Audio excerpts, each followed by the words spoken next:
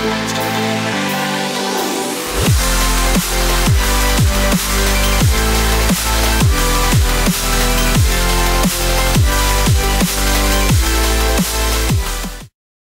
guys, how's it going? My name is Dalrin, and in today's video I'm going to show you how to burst this Assassination Rogue, and the way you burst is really a Wombo-Combo. It includes the use of our 4-piece bonus as Assassination, our perks for Vendetta, the use of certain talents in order to amplify the damage to its full potential, and it's really gimmicky.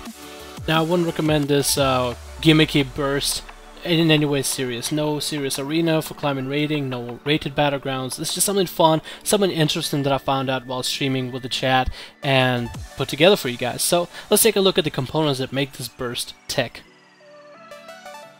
There's a couple different components to execute this burst rotation and to get 100k plus crits.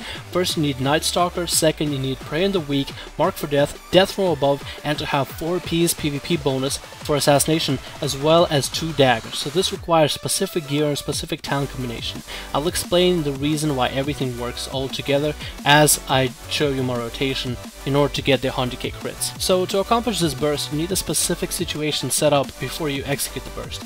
The situation is needed is you need to have your proc trinket off proc and available for use. You need to have your on use trinket on use and have 5 comm points on your enemy and plenty of energy to go with.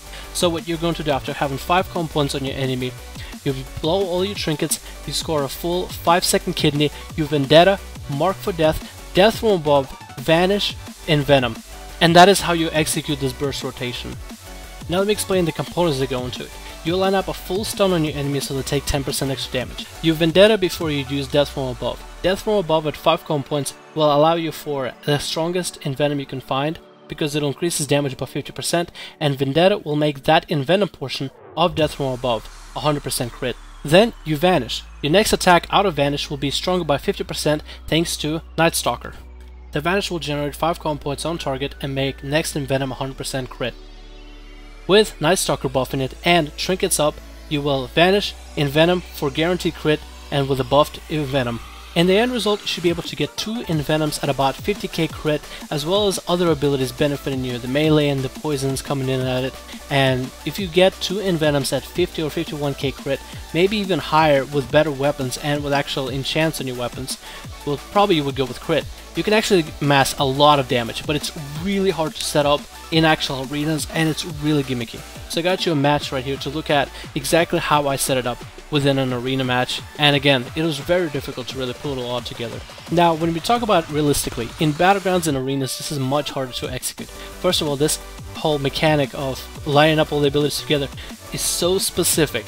If you get peeled or enemies pop defensives on themselves, it reduces the damage that they are taking by a major amount, and especially when you get peeled, that damage can be gone in an instant since you're using your Vanish offensively and you're using Night Stalker, so you're losing the utility version of Subterfuge.